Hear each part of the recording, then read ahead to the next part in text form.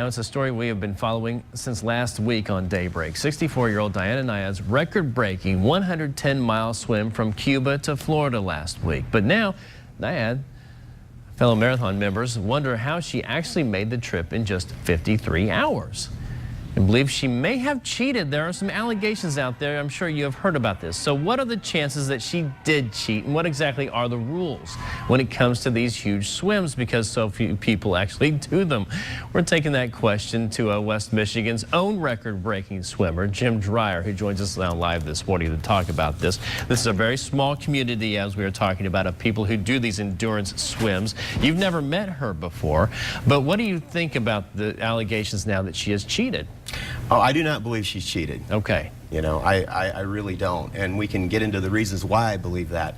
But, you know, a lot has changed since that 21-mile swim across the English Channel was considered the Super Bowl of marathon swimming. People like Diana have swum much further.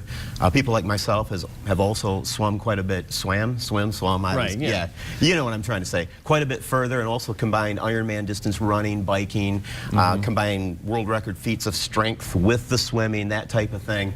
And so where there's change, there's sometimes, unfortunately, some conflict as well. Yeah, I mean, but you don't think there's any kind of cheating involved here. You think that you did accomplish this without any kind of assistance at all? I do. Probably the biggest allegation is that they're saying, you know, she couldn't have made that good of time. Yeah. Well, my understanding of the Florida Straits, you've got a strong Gulf Stream that runs through there. Right. And as long as there's not a weather disturbance that's creating an adverse surface current, when you get a few miles off the Cuba coast, you're going to really make great time.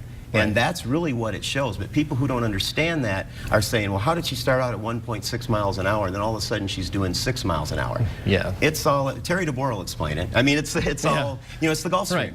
Yeah, but there's nobody else that's ever done this before either. So there's kind of a gray area as to what is actually cheating and what's not cheating. Yeah, well, actually, it has been done in a shark cage by Susie Maroney from Australia. But yeah, just a little bit of a history here. There's the English Channel rules, and there's actually 2 associations that govern that 21-mile stretch between England and France, and they each have a different set of rules. But those rules do not apply anywhere outside of the English Channel.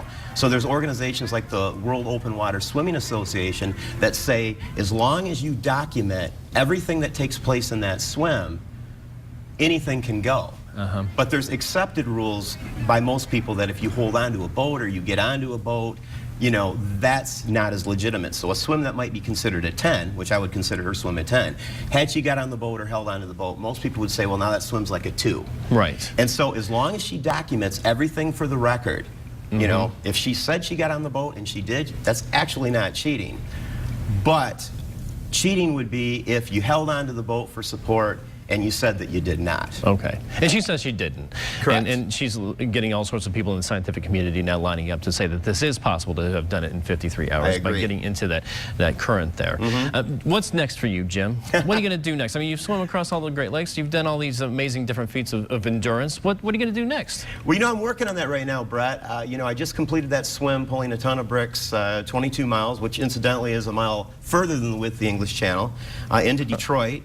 And now, after having one of those, what I'm calling strength swims, which I've kind of coined a new term, having one of those swims under my belt, I've learned a lot. I mean, I learned a ton. And I'm putting that research together, and I'm going to try to raise the bar again. Okay. That's as much as we're going to get out of you this morning, though, huh? Yeah, today. But you know, it's always a challenge to raise that bar. And like I said, I learned a lot. You can't go to the library to check a book out on how to do these things. Right. You kind of have to write the book as you go along.